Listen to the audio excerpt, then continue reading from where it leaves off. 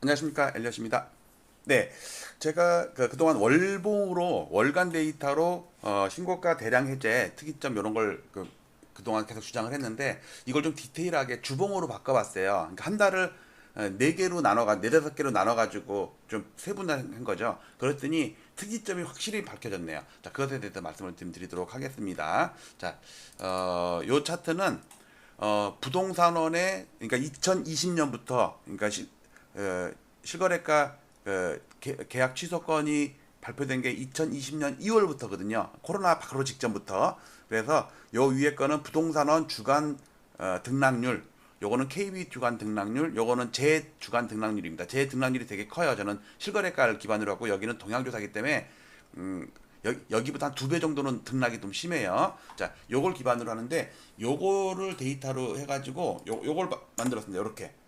요거는 뭐냐면 서울시 매매 건수예요. 매매 건수고 요거는 해제가 발생한 건수 언제 취소했냐 이거죠. 자, 근데 여기서 당연히 코로나 때 이때 패닉 바잉이 있었잖아요. 폭등할 때 이때보다 더 심했어요. 이때가 2020년 코로나 직후가 더 심했었어요. 이때 거래도 더 폭발을 했죠. 지금보다 거래가 더 많았어요. 이때 한 달에 16,000건인가 됐어요. 지금 뭐 12,000, 11,000 넘었다고 난리 났잖아요. 이 당시는 16,000건 됐어요. 한 달에.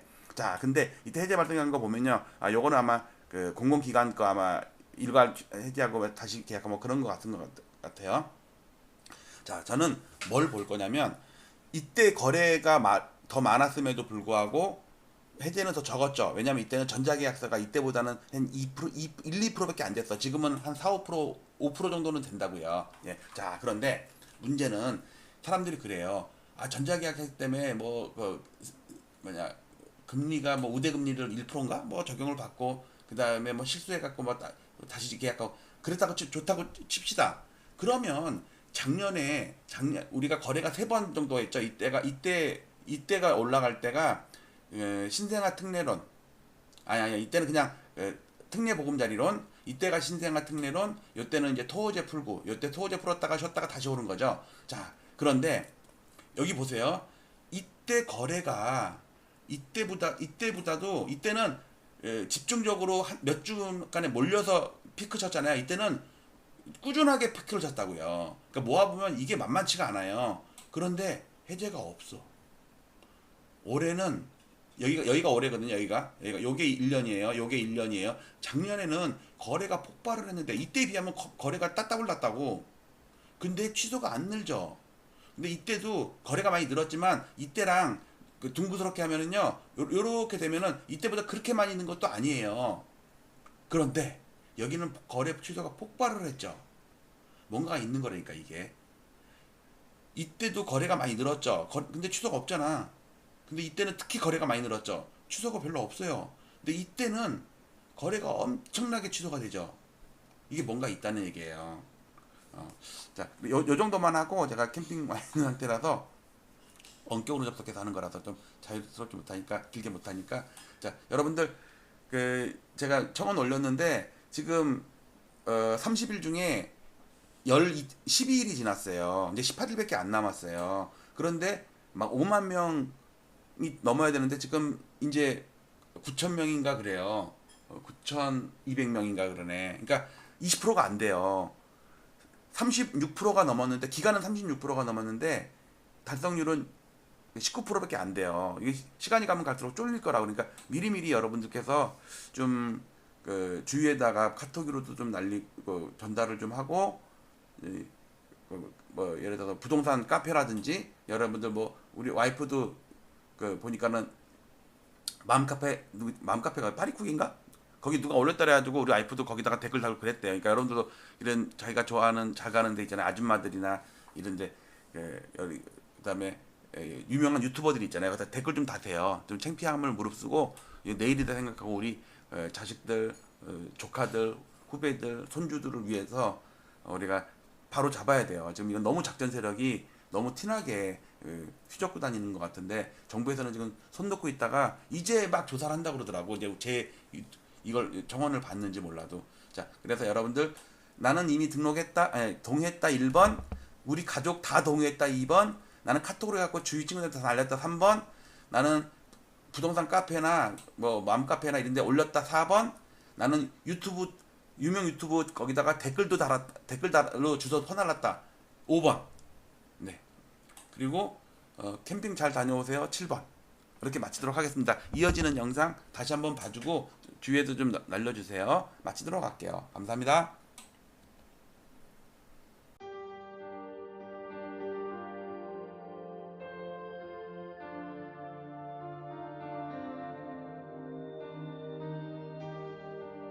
지난 2월 12일 오세훈 서울시장의 갑작스러운 토지거래 허가구역 토허제 해제와 3월 24일 확대 재지정을 기폭제로 서울 아파트 시장의 투기적 과열 양상이 격화되었고 시장 교란 행위도 빈번히 발생했습니다. 한국은행의 통계에 따르면 부동산이 가계 순자산의 73.7%를 차지한다고 합니다. 좁은 국토와 한정된 토지에서 남들이 들어가 살아야 할 주거 공간에 투기를 하고 막대한 불로소득을 올리고 자랑까지 하는 시대는 하루빨리 종식되어야 합니다. 부동산 시장의 투기와 주택 가격의 비정상적인 상승은 국민들의 주거 불안과 청년들의 근로의욕 저하, 사상 최악의 저출산 등 사회적 문제로까지 이어지고 있기 때문입니다.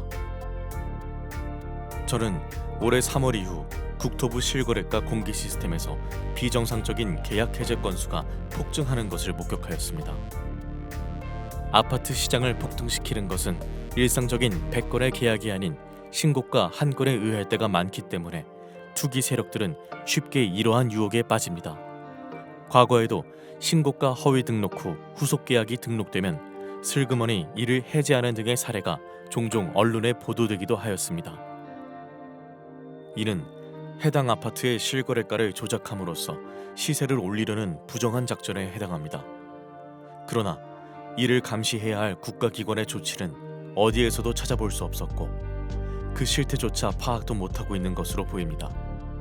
이에 최근에 비정상적인 실거래가 대량 계약 해제 사태를 통계적으로 집계하여 과거와 비교하며 그 실태를 먼저 알리고자 합니다.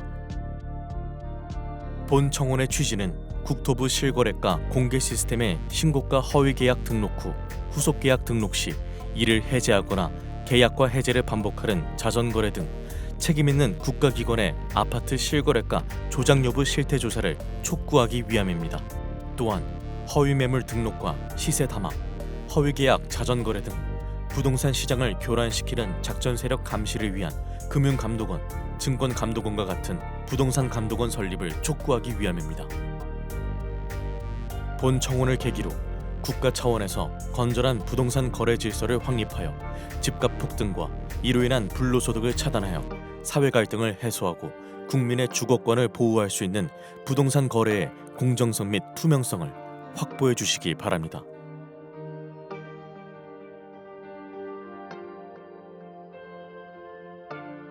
국토부 실거래가 공개 시스템에 등록된 최근의 서울 아파트 매매 계약과 해제 건수를 집계하여 과거와 비교한 특이사항은 아래와 같습니다. 올해 7월까지의 계약 해제 건수는 4,028건이 등록되었는데 그 중에서도 특히 6월에 가장 큰 폭을 기록하였습니다. 해제 사유 발생일 기준으로 6월 한 달간 1,181건이 발생하였는데 이는 데이터가 공개된 2020년 2월 이후 5년간의 월 평균 해제 건수 124건에 비해 9.5배나 되는 이상 현상이었습니다. 거래 증가를 감안하면 서울을 제외한 전국에서는 이 수치가 1.7배에 불과해 타 지역에서는 이러한 현상이 거의 발생하지 않았고 서울에서만 소위 부동산 작전이 실행되었다고 보아야 할 것입니다. 올해 들어 거래가 급증하고 전자계약 활용이 증가하는 추세에서 수정이 안 되는 단점 때문에 계약 해제 후 재신고하는 이유로 해제 건수가 폭증했을 가능성도 있습니다. 그러나 2024년 기준 전자계약 활용 비율은 5.95%에 불과해 여전히 종이계약서 활용 비율이 94%에 이르고 3일 이내 해제 비율도 3.9%에 불과해 단순 실수나 변심으로 인한 해제 건수 급증의 가능성은 적어 보입니다. 특히 서울 25개 구 중에서도 한강 벨트로 일컬어지는 지역에서 계약이 집중적으로 대량 해제되었는데 성동구는 6월에만 108건이 해제되며 지난 5년간의 월 평균 5.3건에 비해 20.5배에 이르렀으며 강동구도 99건이 발생해 19.2배에 달했습니다. 3월 이후 거래가 급증하였다는 점을 감안하더라도 도봉구 2.8배나 은평구 3.7배에 비해 이들 한강벨트 지역에서 20배 전후의 급증세를 보인 것은 일반적이지 않다는 것을 반증합니다. 서울시 외의 수도권에서도 비슷한 현상이 발견되는데 성남시 분당구에서도 6월 한 달간 107건이 해제되어 5년 월 평균인 3.8건에 비해 28.4배나 되었습니다. 이러한 특이 현상이 서울의 한강벨트 지역에서 집중적으로 발생한 공통점은 2023년 저점에서 2년간 반등을 하던 중 이들 모두 2021년 전후의 전고점 돌파 직전에 있었다는 것이며 2월 12일 토어제 해제와 3월 24일 재지정의 행정 실패 기간을 거치며 거래가 급증했고 해제 건수 폭증을 동반하며 전고점 돌파에 성공했다는 점입니다. 다음에 나열할 일련의 일자별 데이터를 살펴보면 이러한 계약 해제 건수 폭증과 토어제 사이에는 분명한 인과관계가 있다고 추정됩니다. 이번 대량 계약 해제 사태는 오세훈 서울시장이 직접 기획해 1월 14일 서울시청 대회의실에서 열렸던 규제 풀어 민생 살리기 대토론회에서부터 시작되었다고 생각됩니다. 당시 토론회에 참여했던 100인 중 강남구 공인중개사 한 분의 토어제 구역 해제 건의에 대한 답으로 서울시장은 강남구 대치동과 삼성동, 청담동과 송파구의 잠실동 등 4개 지역의 토어제를 해제하겠다고 공언했습니다. 한 달 후인 2월 12일 이들 4개 동은 토어제 지역에서 전격적으로 해제되었으며 이들 지역의 아파트값은 곧바로 폭등세를 보였습니다. 일몰제였던 토어제는 6월이면 자동적으로 해제될 예정이었음에도 불구하고 서울 아파트 거래량이 감소되었고 매매 가격도 안정되었다는 이유로 사상 최고치를 기록하며 폭등세를 보이던 토어제 지역을 신정부 출범 직전 4개월 앞당겨 전격적으로 해제한 것은 이해할 수 없는 행정이었습니다.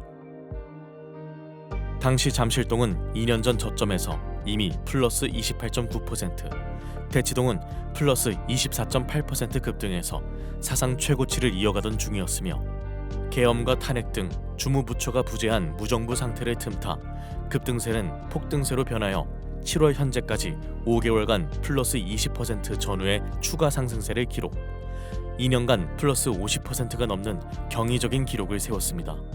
그러나 2월 당시 노원구 상계동은 고점 대비 마이너스 26.5% 폭락해 있던 상태였지만 토허제 사태 이후 폭등장에서도 불과 플러스 0.3% 상승하는 데 그쳤습니다.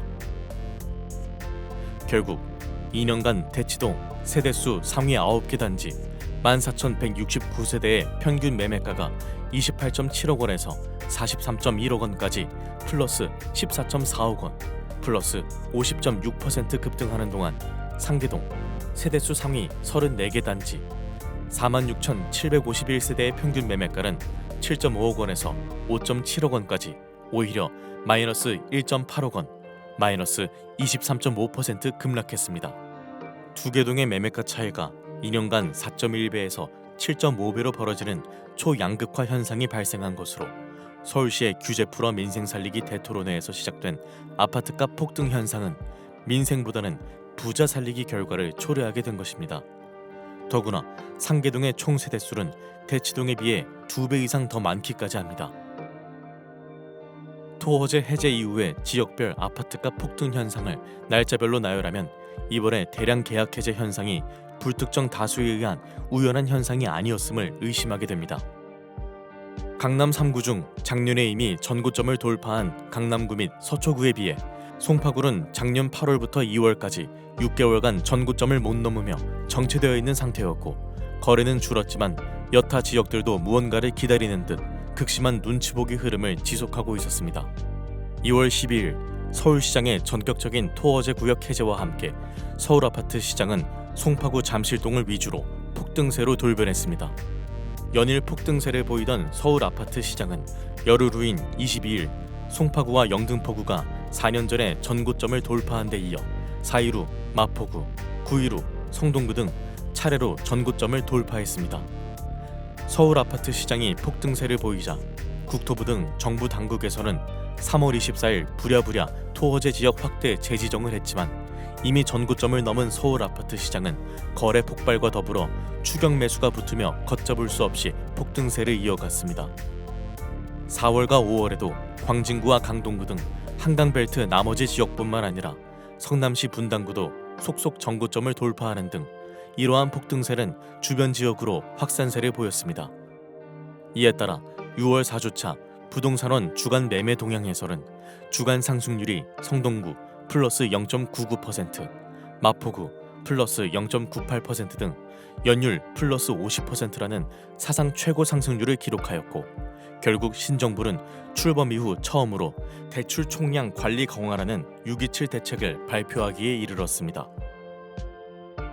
이러한 폭등세 속에서 과거에는 전혀 볼 수 없었던 특이한 거래 현상이 목격되었는데 계약 해제 건수가 급증을 했다는 것입니다.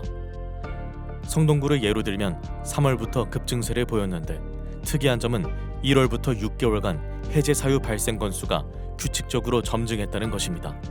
즉 5년 월 평균 5.3건에 그치던 해제 건수가 12월 4건, 1월 9건, 2월 14건, 3월 29건, 4월 55건, 5월 71건, 6월 108건으로 성동구 아파트 지수 급등을 따라 해제 건수도 급증을 한 것입니다. 강동구와 마포구, 성남시 분당구 등 주요 지역에서도 이러한 현상이 발견되었는데 서울 아파트 전체 해제 건수에서도 12월 91건, 1월 157건, 2월 200건, 3월 369건, 4월 428건, 5월 608건, 6월 1181건 등의 규칙적인 흐름은 동일했습니다. 즉, 이들 지역에서는 공통적으로 아파트 가격의 급등 추세를 따라 계약 해제 건수도 동반 급증을 한 것으로 이 중에는 신고가 취소분이 상당수 포함되어 있을 개연성이 큽니다. 계약 해제 건수가 집중된 한강벨트 지역에서는 시가총액 또는 세대수 상위 아파트에서 이러한 현상이 집중되었는데 6년간 발생한 총 해제 건수와 올해 6개월간의 해제 건수를 비교해보면 최근에 단기간에 얼마나 많이 집중 발생했음을 알 수 있습니다.